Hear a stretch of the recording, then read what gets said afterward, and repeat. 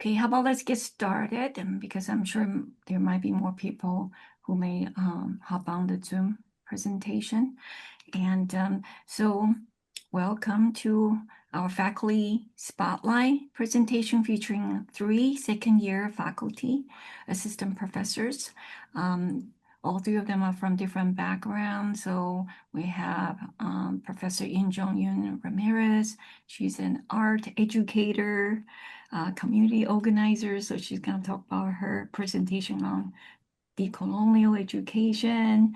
And then we also have Professor Alicia Escobedo, who's an assistant professor in the English department, but she's also a speech therapist. So she would also doing her presentation on grammatical productivity in the assessment of Spanish-English bilingual children. And we have another presenter, Professor Rafael Duffie. And he's an assistant professor of 3D and founder of Definite LLC, a franchise first games and cinematic studio he just launched in March this year. And I'm also very thankful that we have our moderator who's also serving on our college evaluation committee. So he have reviewed all 3 presenters at their performance review. So it's a very heavy lifting for reviewing all the faculties, their performance review. So I'm very thankful that Dr. Arturo Fernandez-Gibet or Professor Arturo Fernandez-Gibet is willing to serve today's presentations moderator, and so he will introduce each presenter, and he would also facilitate the Q&A session. And thank you all to the audience who come and hear our second-year faculty's their presentation to showcase their research or creative activity. So thank you to all the audience who come help us, celebrate our faculty's academic accomplishment. And also a big shout out to Emily for organizing today's event, and also Rachel for helping us moderating today's event. And I see that Jonathan, your dog, is also our audience. Thank you so much, Jonathan, for bringing your dog to be our one extra audience as well. Thank you.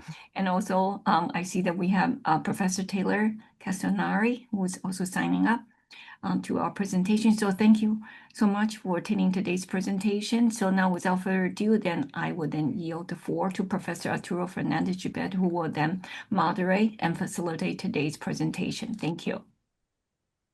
Thank you, Relaine. Thank you very much. I'm very, very pleased to serve as a moderator in this faculty research spotlight presentation today. I'll try to be as brief as possible, and I'm sorry for the abbreviations on the sake of giving the presenters more time to present their research. So we have, in just the order I was given here, Injeong Yoon-Ramirez, who is a professor in the Arts and Design department. She's an interdisciplinary scholar educator whose practice is rooted in social transformation.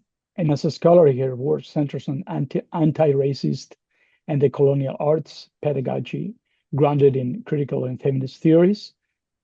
She's the author of Decolonial Arts Praxis, Transnational Pedagogies and Activism, which examines how the arts can surface intersectional forms of oppression, deepen critical understanding, and cultivate transnational solidarities.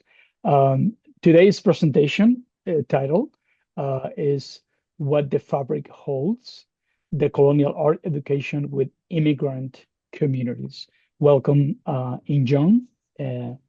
And I will present each presenter as they speak. I think that would be better to have the 3 of them of you, and nobody forgets who you are. So you can go ahead and start your presentation, please. Thank you so much for the introduction.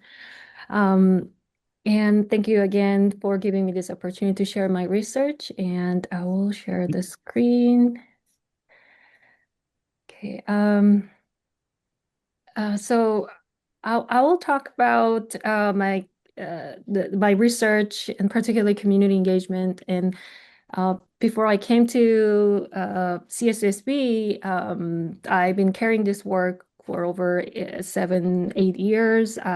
Previously, I was tenured at the University of Arkansas. So this work started from there. So I will introduce all the context and how it has been developing and evolving. I would like to start with this question: what does it mean to build a learning space that refuses to ask people to leave themselves behind, and what kind of art and what kind of theory makes that possible? And this question is important, to me, not as just educators, scholars, but someone like artists who always create art with communities. And then one thing I also wanted to start with is that the colonial logics, which have been really shaping and organized education around hierarchy of languages, hierarchy of knowledge, and who gets to arrive whole and who must shed themselves at the door. And myself as a bilingual immigrant, so I know firsthand what it costs to enter spaces that weren't built for you. And that experience drove me to a question I've been sitting with me ever since. And I would like to, just quickly talk about who I am, because I think it's important to recognize our positionality in relation to what I do. Like many other education scholars, my research is inseparable from my life, and I'm an immigrant. I came to US from South Korea in my late 20s, and English became my survival language at real cost. And I know firsthand what it feels like to navigate a new country carrying languages and ways of knowing that institutional spaces don't always have room for. And that positionality is not incidental to this work, and it is why I do it, and it's part of what made it possible to build a genuine relationship with the communities at the heart of it. And this is a general, my broader research program that I've been developing for 8 years, 9 years now. So my work sits at the intersection of 3 interconnected concerns. So the first thing is the artistic and pedagogical disruption of colonialism and community engaged scholarship rooted in art, anti-racist, decolonial, and feminist values, and the creation of transformative spaces for BIPOC communities, both within and beyond the academy.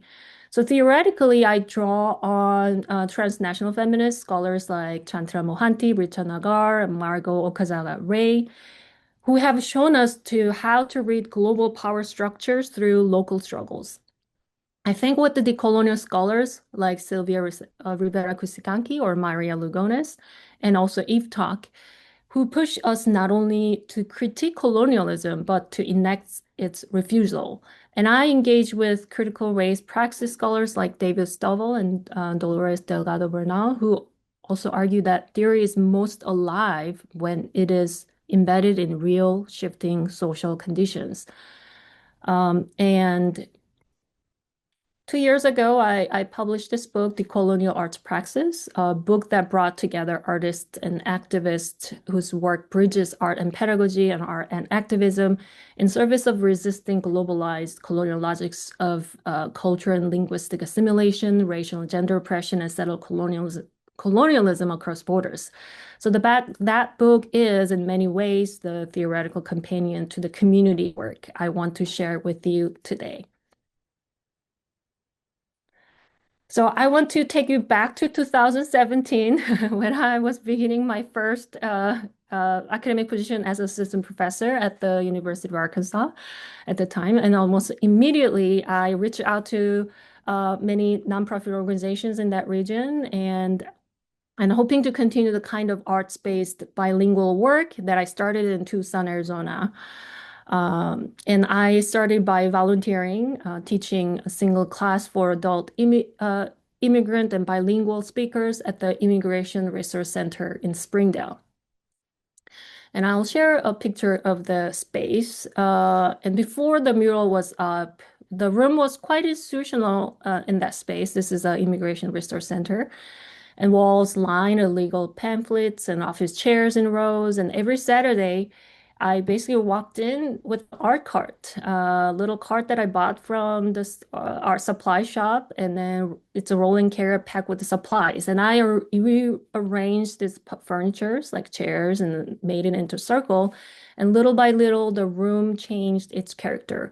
And people sat beside one another, and we laughed together. Sometimes we burst into tears, thinking about some of the stories and share our story, and we make art together. That single class became something larger eventually in collaboration with community members, primarily Latina mothers, educators, and activists. We began imagining a learning space that didn't just offer services to the community, but was shaped by the community. The result was Entre Tejer Interweek Community School, a bilingual creative learning space that launched in 2018 and continued to operate virtually today.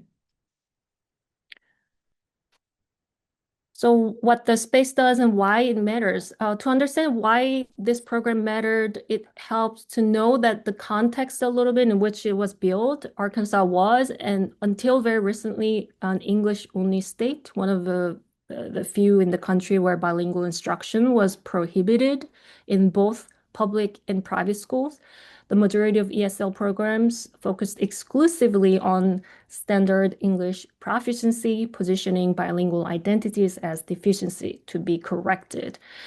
So Interweave was designed as a direct refusal of that logic, and I would argue the need for the refusal is far from unique to Arkansas. The ideological conditions it was pushing back against exist across the country, including right here in California, where immigrant communities face persistent pressure to assimilate linguistically and culturally, even within spaces that claim to serve them. The program centers the full linguistic and cultural repertoires of its participation, primarily working class Spanish-speaking immigrants through art-based bilingual workshops, a literature program, and GED classes. And it operates from the concept of translanguaging, which is developed by scholars Ofelia Garcia and Li Wei. The idea that bilingual people don't simply switch between languages, but live inside a unified, expansive linguistic landscape. In the workshops, translanguaging wasn't something we applied as a framework, but it happened when people felt safe enough to speak. A story would begin in Spanish and then bloom into English and borrow a word from neither and both and land somewhere that only made sense if you had lived in the two words at once. So I'll talk about some of the program and theory and practice. So the program since 2018, and this is the one kind of example, Interweave has facilitated a range of offerings such as art-based bilingual classes, GED instruction, and leadership program and community workshops, and all designed in collaboration with community leaders, including Aime Villanueva, who's a very important person who helped me shape this program, and a partner. Organizations like Arkansas United and Root Ed, and so on. And classes moved online during the pandemic and had continued virtually since. And projects have ranged from, textile workshops that I will share a little bit, and also community events. And for this particular event, I posted a question: what is your favorite expression about community? And we all created little prints about our love and care about community with the styrofoam during the festival. And some of the theoretical frames include decolonial praxis. Decolonial praxis, as theorized by scholars like Maria Lugones or Emma Perez, asks us to examine how colonial logics have structured what counts as knowledge, whose language is legible, and whose ways of learning are treated as valid. In the context of immigrant and bilingual communities, this means confronting what Tak and Yang called the ongoing coloniality of educational spaces, the assumption that that to participate, one must assimilate. So decolonial education doesn't just critique that logic, it works to build something else entirely. So it centers community epistemologies, refuses the hierarchy of languages, and treats learning as a collective reciprocal act rather than a transfer of authorized knowledge from institution to individual. The other framework that I want to mention is a socially engaged art. The program also, draws on the tradition of socially engaged art, a practice in which the making of art is inseparable from the building of a relationship and the pursuit of a social change. Like Pablo Helguera and Grant Castor theorized this as a dialogical practice, art whose medium is not paint or clay, but conversation, collaboration, and collective process.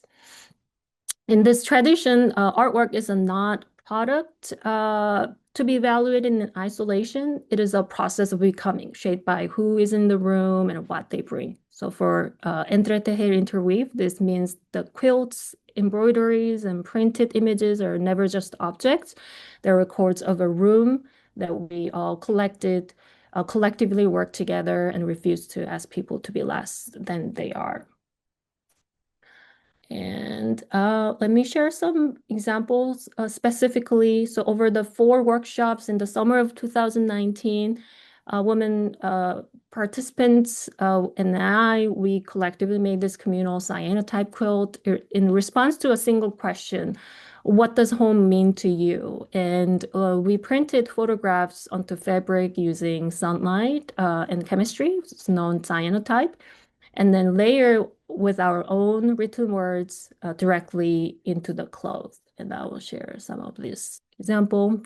This panel says, this is gazebo, this is night place for listening music together with our family. And I didn't correct it in spelling because this is something, as like textile work, we inscribe it permanently into cloth, and this is their voice and particular art they create, not just simple mistake.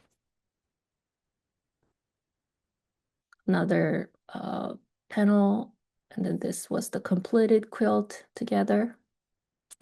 Other textile work that we created together is a letter to hope, and we wrote a letter and to hope and created this embroidery based on our letter.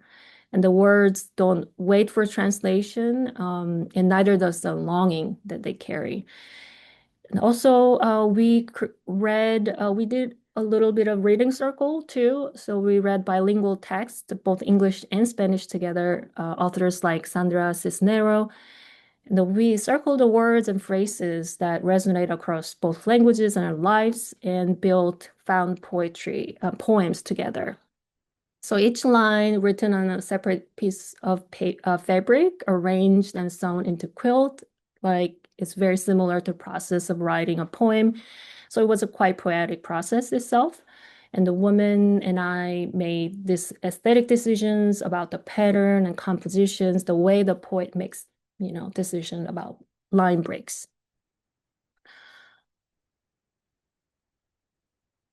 And this is the last slide. So these artworks are not the finished argument. They're not the evidence of a theory. They're traces of women who arrived whole and made something together and neither English nor Spanish alone could hold. And in the making, they enacted what I understand as a decolonial praxis, not a method nor a framework, but an ongoing refusal of colonial logics that position immigrant language as a deficient or working class knowledge as insufficient and non-Western ways of knowing as a peripheral. So this work, which began in Arkansas, is what I carry with me now as a foundation and as a set of questions I bring into every new space I enter. So the questions I ask always is whose languages are centered here, whose stories are treated as knowledge, whose wholeness is assumed from the very beginning, and whose must be earned. So being at CSUSB, I find myself asking those questions in a new context, one that feels generative in ways that I'm still discovering. And the communities here and the students here, colleagues here, there's so much possibility for this kind of work to take new shape. And then the work is already continuing.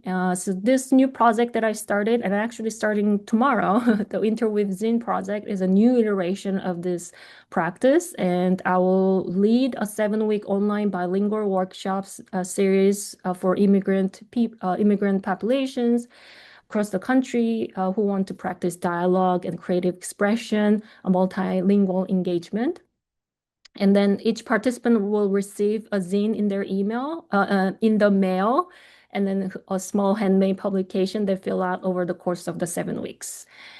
Yeah, and I think I'm running out of time, so and I will just end with this last kind of statement and comment. I think this is what I want, this work to always be, not a program that process people toward a predetermined outcome, but a practice of building something together that neither of us could have made alone and then sending out into the world. So yeah, thank you so much for listening and having me today. And yes, here's my email and the website for the program if you're more interested in checking out. Thank you again.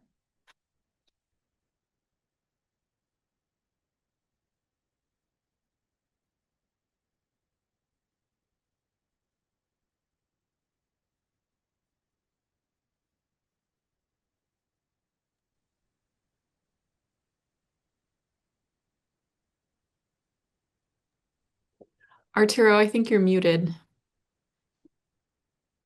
Thank you. Thank you for letting me know.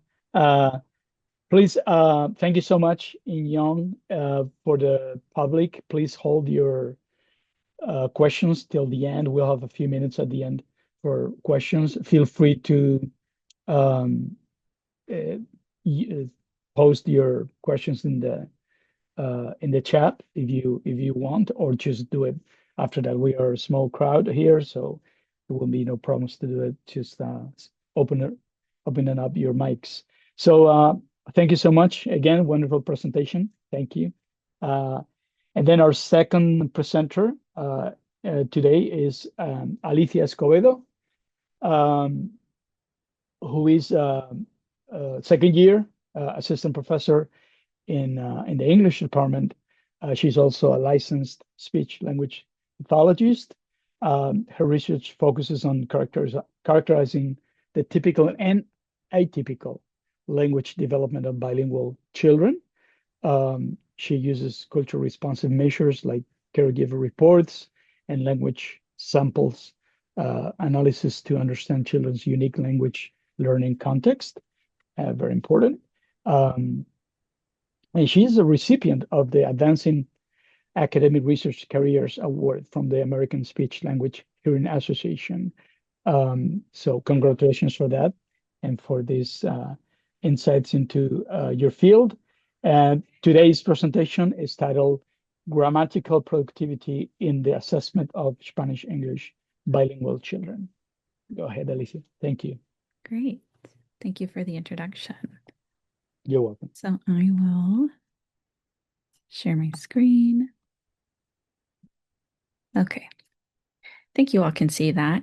But yeah, thank you all for having me here today. I'm really excited to talk a little bit about my research and some of the things that I'm currently working on. So I also wanted to start out with a little bit of a why. Why is it that I do this kind of work? Where does it come from?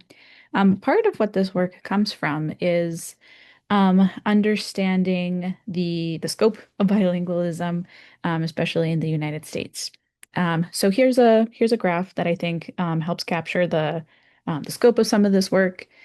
This is obviously a map of the United States, but within each of these states is a little bit more information about the percentage, the number of identified English language learners within each state.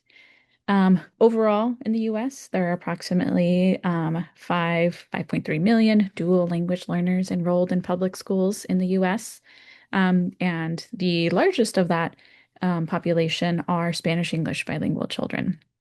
So 76% of those dual language learners report Spanish as the home language. So we have a very large population of bilinguals, and the largest bilingual population is Spanish-English bilinguals. Coupled with that, another population that I think a lot about are individuals, children with developmental language disorder. So for people who maybe haven't heard of developmental language disorder before, it is a neurodevelopmental disorder that affects approximately 7% of preschool-age children.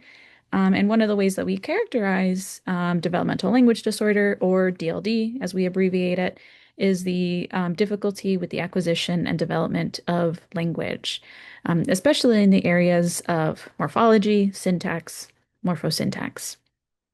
One of the reasons why so many people are studying this population, why we want to help support individuals with DLD, is partially because DLD is a lifelong disorder. It affects not only language acquisition, but beyond language, it can affect an individual's academic skills, their vocational outcomes, and their self-esteem. So, coupled together, we have a large population of bilinguals. We have a smaller population of individuals with DLD, where the problem lies is how do we identify who is a typically developing bilingual child and who is a child with potentially DLD. And this is something that people have struggled a bit for. They've struggled with this kind of question for a while. Historically, there has been a long history of both over and under identification for bilingual children in special education services. There is a pattern of over identification, and more recently, there has been a pattern of under identification of these children. And part of why this happens is because there's a lack of tools that we as speech language pathologists can use to accurately capture the language abilities of bilingual children, especially those in both of their languages. Oftentimes, speech language pathologists have tools, but they're tools that are limited to only English. We don't have great tools to capture how children are developing in their home language. So really the question that I'm trying to answer, and that many people are trying to answer, is how can we capture the emerging language abilities of young Spanish-English bilingual children using these culturally and linguistically responsive tools that allow children to show us what they know in their home language and show us what they know in any other languages that they speak. So the tools that we do have available are the way that we think about them is that they help put together a kind of puzzle. So we have tools available like connected speech and language production. So usually this happens through language sample analysis, what I'll be talking about today. But we can also work with parents, caregivers, teachers to get a little bit of a better sense of what do they think about that child's language development. We can kind of translate that into concern ratings. There are some standardized language assessments available, but again, these are often limited to only monolingual English-speaking children, and the ones that are out there for bilingual children often have a very finite age range and/or they don't capture all of the languages spoken in the US. So those are just some examples of the kinds of tools that are out there. But even within these tools, there are still many questions to be answered in terms of how can we use these tools in the most effective and culturally responsive way. So I put these little boxes here, these arrows to show some of the areas that we'll focus on. So currently my work is in a lot of this connected and speech and language production area, and hopefully in the future, I'll talk a little bit about it at the end of today, talking a little bit more about how we can collaborate, work with keepers of the home language who are often caregivers. Okay, so this is an example. I just wanted to visually show what a language sample looks like to really demonstrate that when I talk about language samples, it really is like a little cutout of how children use their language. So I know there's a lot of symbols here, but essentially when we are looking at a language sample, what we do is we sit down with children and we can do lots of different elicitation protocols. The one that I most often use is a play-based elicitation protocol. So we build rapport, we sit down with the child, and we play with open-ended toys. And that way, when the child shows their language abilities, and it's in a very naturalistic context. But once we have the language sample, we transcribe it. It is all typed out. There are still questions in terms of what do we measure? For example, we have questions of, do we look at the average length of utterances? Exactly how many words on average do children produce? Do we look at the number of different words, etc.? So what we'll be focusing on, or what I focus on, is in a specific measure that is called grammatical productivity. And here's a little bit more about the why of why I look at grammatical productivity. Some of the work that has been done previously has shown that this kind of measure helps differentiate between children with low average language skills and those who are at risk for DLD. And then other work has looked at how it differentiates between children with and without DLD. Most of this work has been done with English monolingual children, but more and more work is being done with bilingual populations. So some work has looked at the English productivity of bilingual children, which again show that differentiation kind of pattern.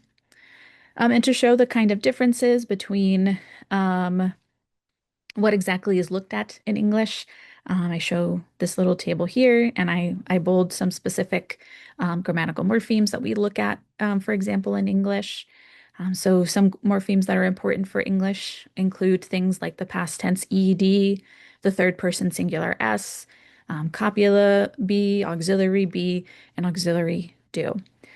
So all of these kind of serve as grammatical markers for tracking the development of English, which is all great. However, we don't have as much of this work for Spanish-speaking children, both bilingual children who speak English and Spanish monolingual children. So to show a little bit more about what productivity actually looks like, how we actually score it, here's an example of a very basic kind of scoring table. What productivity looks at is the unique context in which children produce certain grammatical morphemes. So for example, that third person singular S is one that I had previously mentioned as something that's developmentally important. So if a child says a sentence like the boy jumps, they would get a little point for productivity because it's a novel thing that they have not said before in their language sample. But then if they say an utterance like the girl jumps, it is accurate, but it's not productive because they have already used this third person singular S with this particular verb. So it's not a unique context. Same thing happens if the child says something like the bear jumps. Again, they're showing that they know this particular verb and grammatical marker combination really well, but we're looking for those unique contexts. So if a child uses a different verb, something like he talks, that is now a novel context, and so the child would receive a point for productivity. Incorrect productions, so in this example, the frog sing, wouldn't count towards productivity. So what this table really shows is the differences in what you capture between productivity and accuracy.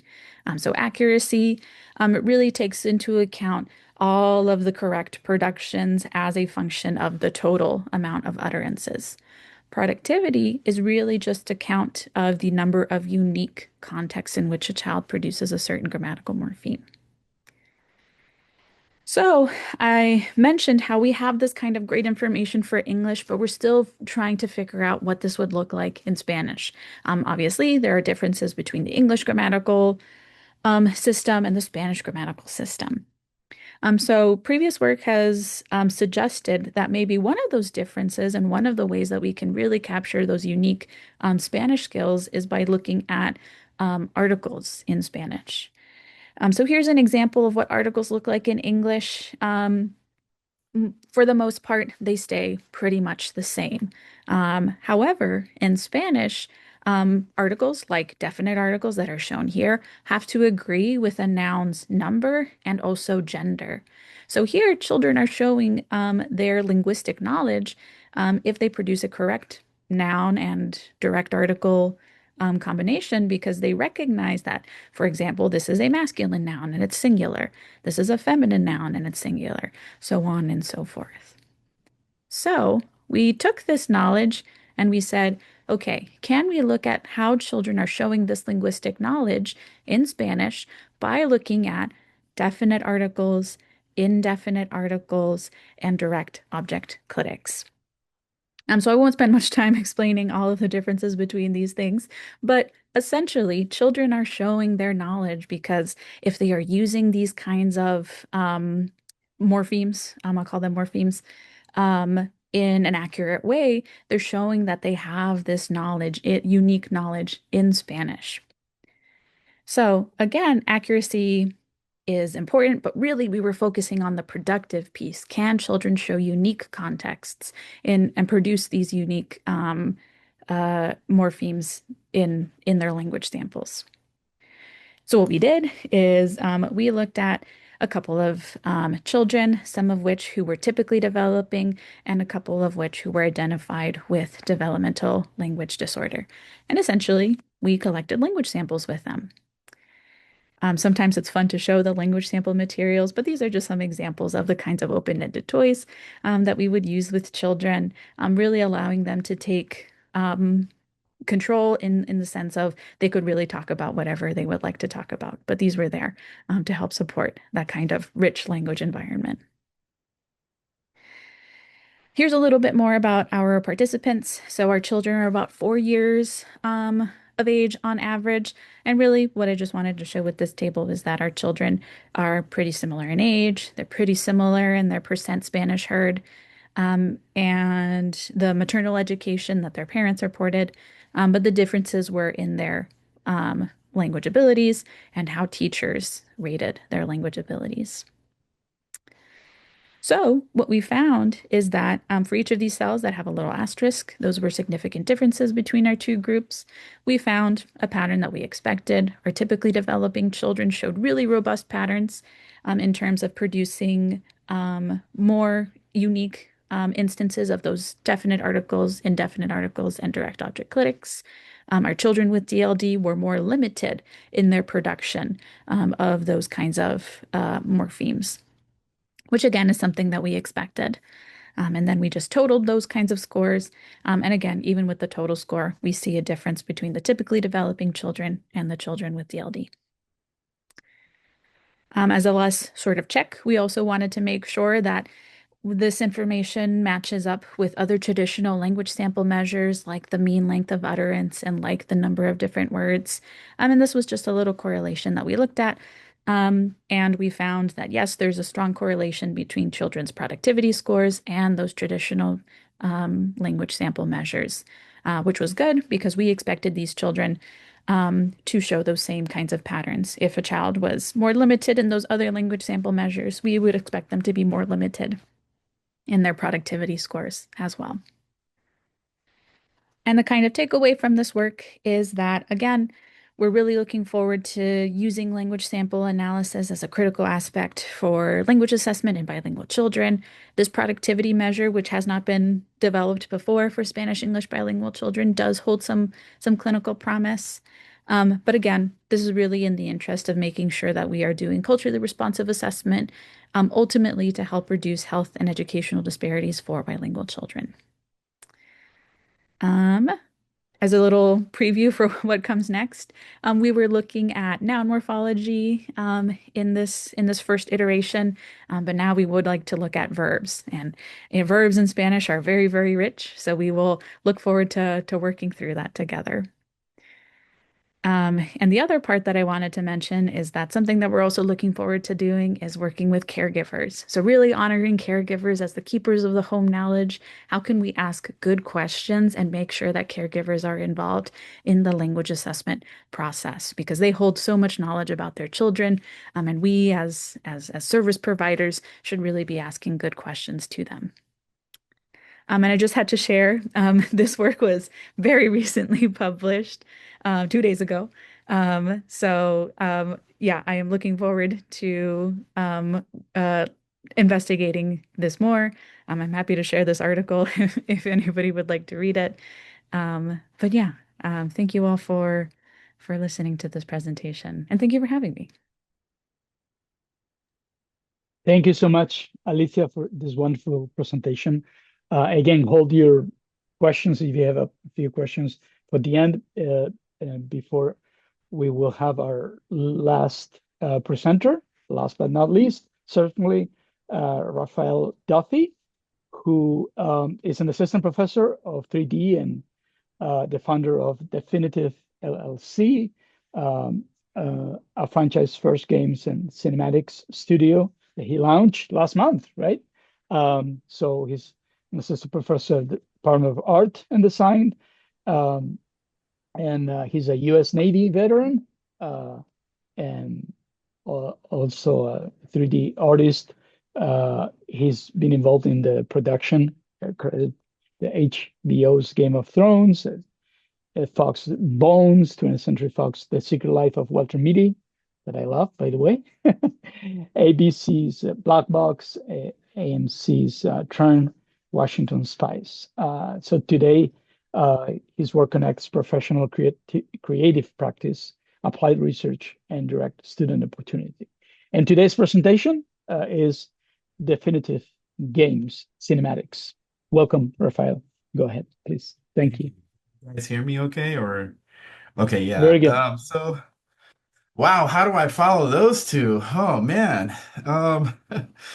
Wow, let me go ahead and share my screen really quick and then we can get started. So let me see. Let me go ahead and start my little timer here. So can you guys see my screen okay, or can you guys see it? Yes. Okay, great. So I did want to talk about my professional practice, my creative technology, and my strategic growth, specifically for my business, because I am trying to inject a lot of what I'm doing in my 3D practice, and my, my professional and creative research. I'm trying to inject a lot of that into what I'm doing in the 3D concentration here at CSUSB. I did launch. I've actually been in business with my company Definitive for over a decade. We just celebrated our 10-year anniversary. But I actually publicly launched the website like last month because I've just been really, really patient with developing my studio and really just trying to wait for the right time to strike. And since I've actually been since I got hired here at CSUSB, I've really just been trying to cultivate and trying to, like I said, inject what I'm doing in my studio into the classroom. So yeah, my website, it's definitive3d.com, and I'll actually jump over to it really quick just so you guys can take a look. And I actually just had my the RTP or the RPT, and I wanted to talk about that because I did actually, in fact, have something that I didn't have in there, and now I've resolved that, which is a roadmap. So public roadmaps. So this is actually exactly, and I'll just kind of zoom in here really quick. I have a public roadmap or like a whiteboard of where my productions are. Both of my productions publicly are in pre-production right now, so I'm kind of pocketing most of the expenses to build out certain things. So yeah. So I do have three distinctive arms with Definitive. Like Dr. Arturo was saying, Definitive is a franchise first production studio. It was founded on September 3rd, 2015. and I'm actually based in Long Beach, California. So the production studio operates two production divisions, and then we also have a proprietary technology suite that we have. So the games division develops original IPs and intellectual properties in basically we're in active development currently right now for the games division. And I do have one project that I'm actually working on publicly. It's we haven't actually announced the the title or anything like that, so it is kind of unannounced right now. And then the cinematics department, we do full 3D productions. We don't do anything like live action or anything like that. It's all computer generated, like actual 3D based off of the things that we do in the 3D concentration. We develop original IPs and episodic and theatrical cinematic content. So the cinematics division, we're actually going to do a pilot, and which I'll talk about a little bit later. I actually did an internship. I just opened up a summer internship, and what I'm actually offering as a part of payment, which other than actual money, is a production credit. So if students actually contribute meaningful content to the productions, then I will actually offer them a production credit that actually goes on the screen. So something that's really cool with that. So, and then the last thing that I actually have, which I'm going to jump over to my research section of my website, is something that I've actually is in active trademark right now, is a bunch of software that I've been creating, and I'm actually not a software developer. I've actually just been getting these really, really cool ideas lately, and I've just been trying to work them out. But I've actually built a software suite, and I was actually doing it for the past 6 months, and I've really started to develop it and started to, kind of pour some money into it. But it's called the Forge Technology Suite. It's basically it's a set of tools that's for 3D pipeline production. So basically in every aspect of 3D, you have different avenues where you're doing either production or pre-production and then finishing. I have a tool that actually speeds up the process for almost every single aspect of 3D production and pipeline. So that's really really, really cool. So just kind of jumping back over to my slides here, because I want to try to speed this process up. So that's the Forge Technology Suite, which, like I said, I've crafted a really, really cool set of tools that 3D artists can actually use. That's actually going to be something that I will be licensing later, which I'll talk to you guys about that as well. And then the next thing is my faculty collaboration. So this was actually something that me and Professor Taylor Castagnari did a couple of months ago, where we actually did a digital double of her. This kind of reflects off of the work that I did at USC in the digital humans lab, where or the synthetics humans lab, where we actually scanned humans, and we actually recreated them in 3D, which was photorealistic. Now, unfortunately, I don't have that same multi-million-dollar setup that USC has, but we did actually, in fact, have a RevoPoint 3D scanner, which allowed us to actually scan Professor Taylor's face and body. So let me just jump over to that really quick. I'll show you the scan and the software. So this was the actual process of scanning that we did. And basically all these little squares here are actually live photos that we took. And what it did was the software and the actual camera itself, it synthesizes and it reconstructs basically a point cloud of geometry based off of the scans and the data that it has. So really, really cool technology that we have available here. And this is something that I'm going to be implementing into future classes. It just takes a little bit of time to kind of build out the whole process. But ultimately what we did was we took it a little bit further, and I actually constructed the data. And this is a software called Autodesk Maya, where what we did was we took the face data that we had. Let me just go ahead and hide the body really quick. We took the face data, and what I did was I reconstructed it because ultimately Taylor actually took this a little bit further and finished it in her museum exhibition.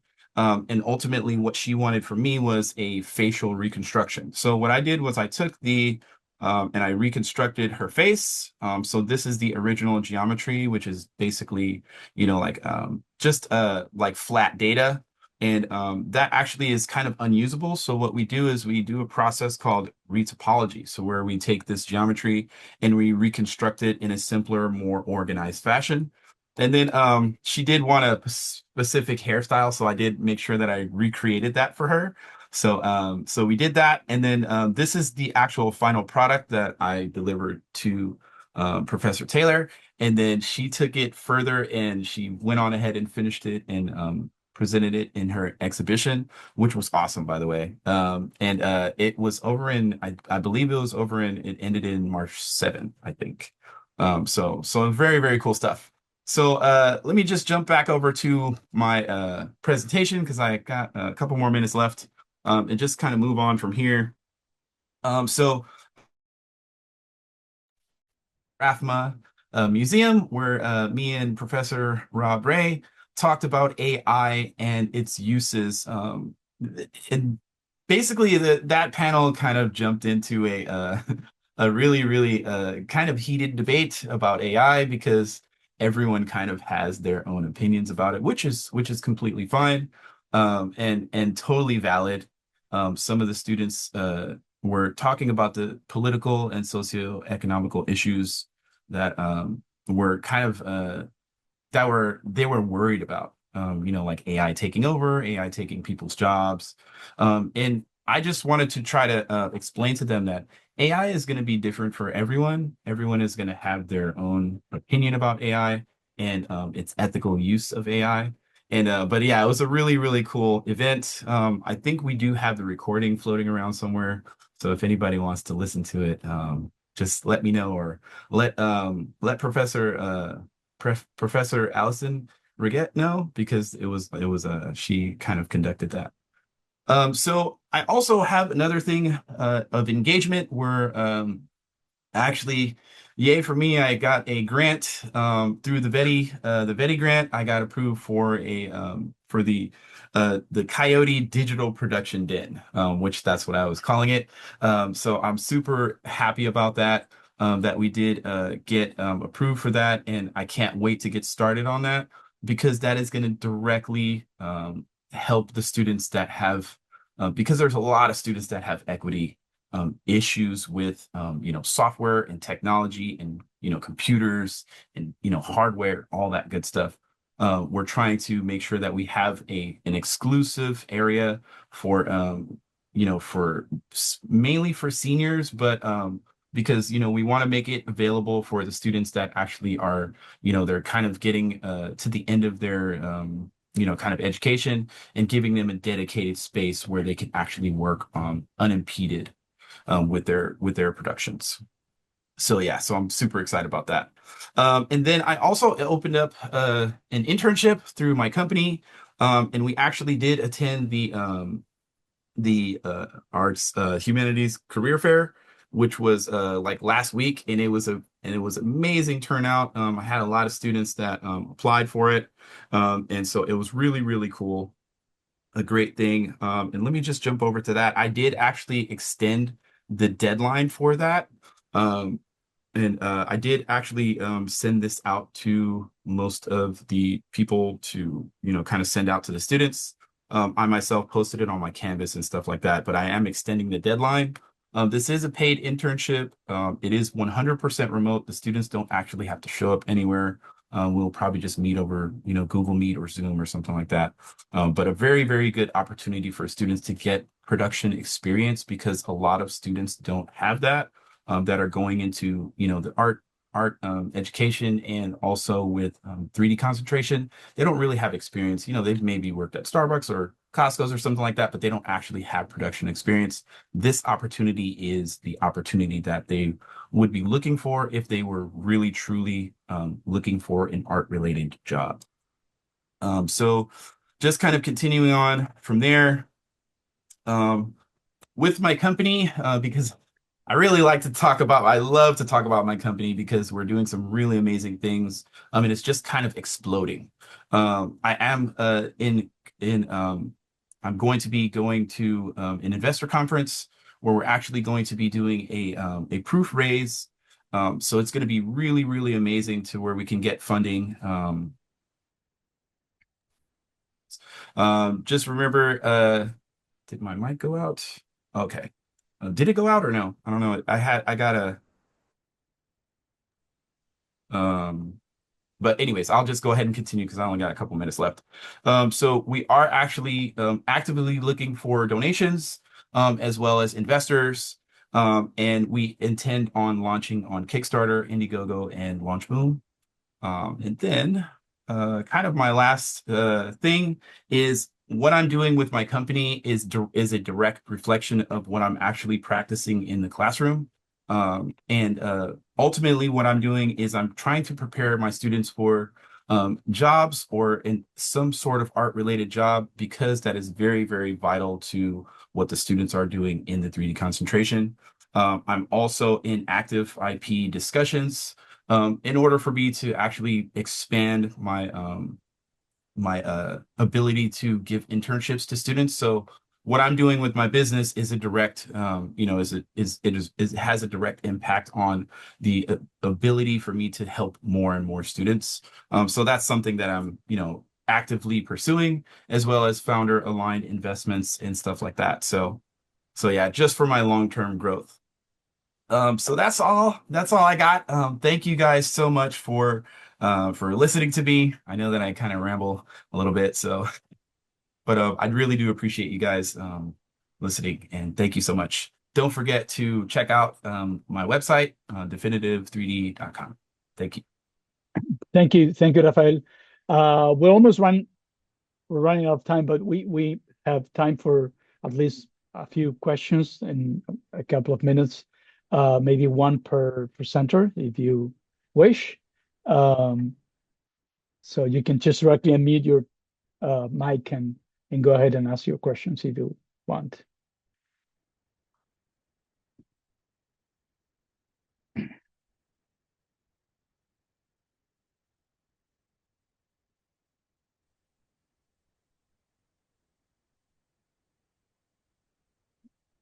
I can ask a question. Sure, go ahead, please. Such wonderful work, everybody. I was blown away, really. It was wonderful. We're so proud of all of you. I have questions for all of you, but I'll go ahead and ask my question from Alicia. So you mentioned that you have used your tool for bilingual students, right? Have you had a chance to compare those results to monolinguals from each of those groups, English speakers and Spanish speakers? Yeah, a good question. So no, we haven't looked at what performance would look like compared to monolinguals, but I can take a guess that because our bilinguals share their linguistic knowledge between two languages, they'll probably show a different pattern than monolinguals. There is some work out there that shows that yes, even when you compare bilinguals who have really great proficiency in both of their language to monolinguals, they're just going to show different patterns because they have a unique language learning background. So I think more and more people are thinking about how we can look at bilinguals as a separate kind of group. But it is a really good question.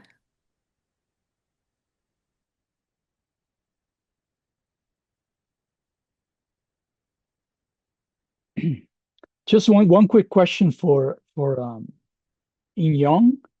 I love the idea of the concept of that in order for anybody to integrate into a society or a group, doesn't have to give up his or her own identity, culture, language, I think it's a great thing. In your experience, how aware of this idea um, are the immigrants themselves?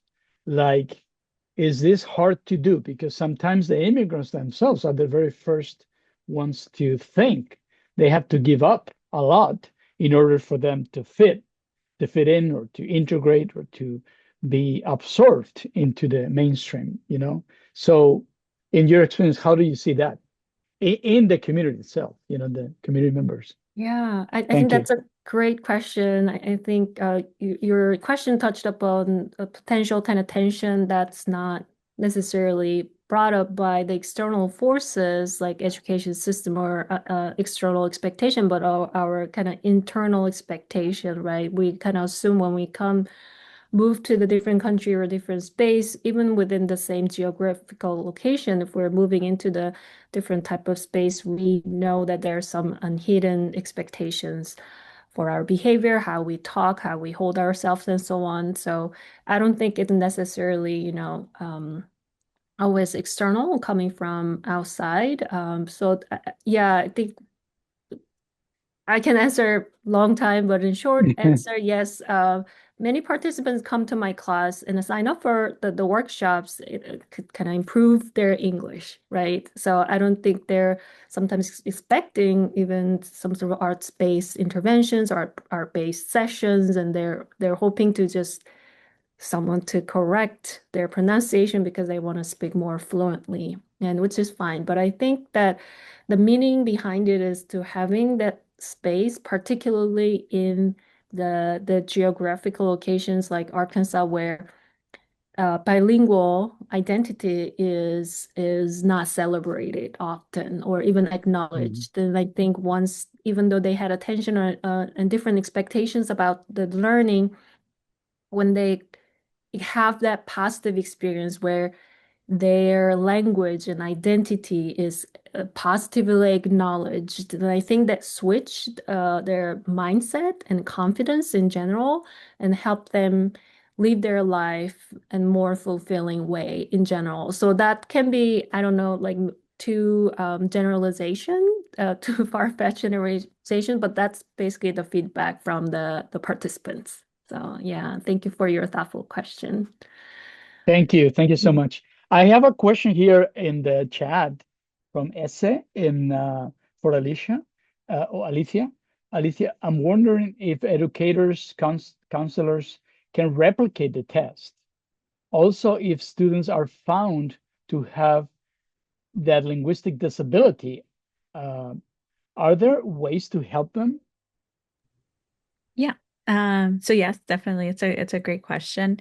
And it's something that we would like to do in the future as well, because kind of what I mentioned at the beginning of our presentation, it's always great to have lots of measures of children's language abilities, whether that comes from us as speech language pathologists, from caregivers, or from people like educators, counselors.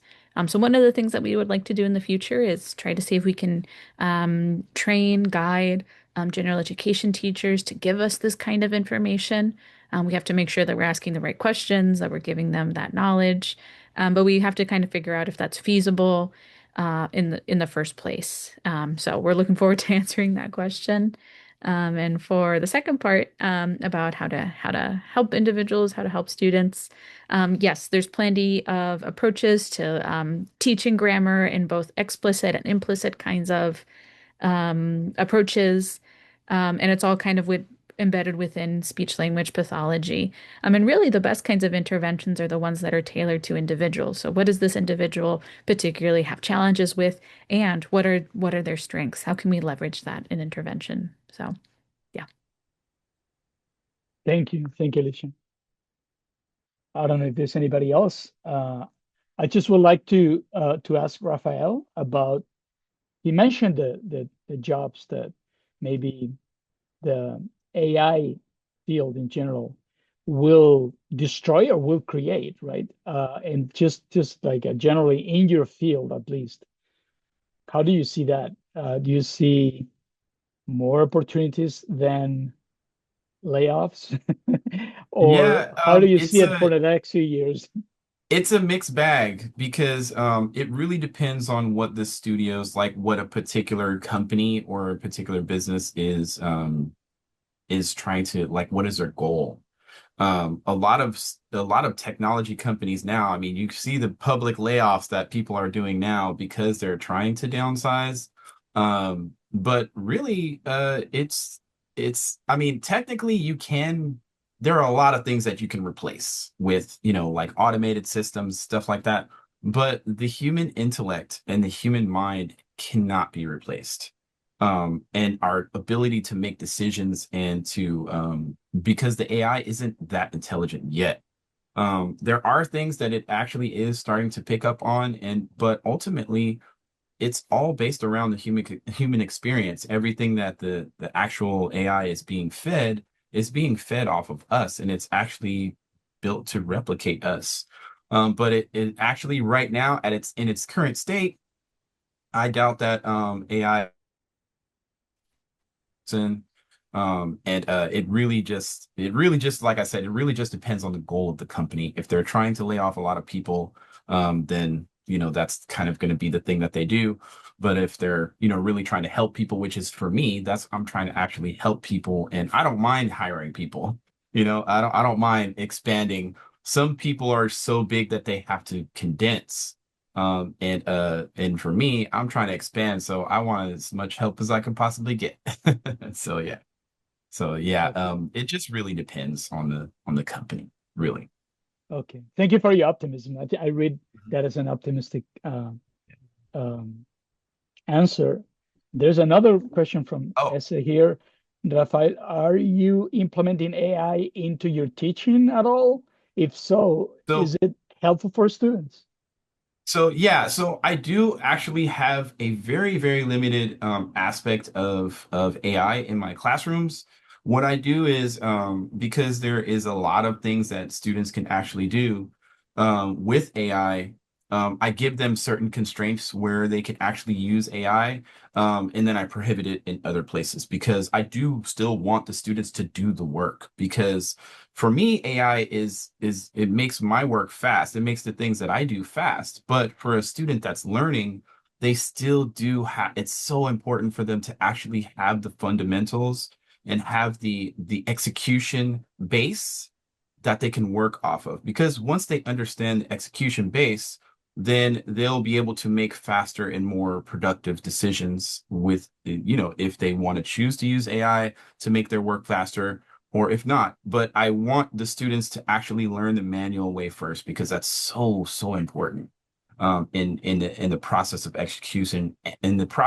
execution, and also in the production process. Okay. Thank you. Thank you so much. Mhm. Well, I think we passed 10 minutes, the 1 o'clock, and I think it's time to wrap up.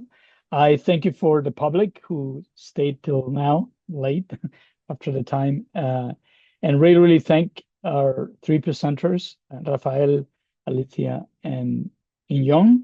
Thank you so much, and best of luck for your next step here at Cal State San Bernardino in your respective departments. It's been a pleasure, and thank you for the public who has come virtually to listen to your insights in your research. Thank you so much, and I look forward for a new opportunity to serve as a moderator for another encounter.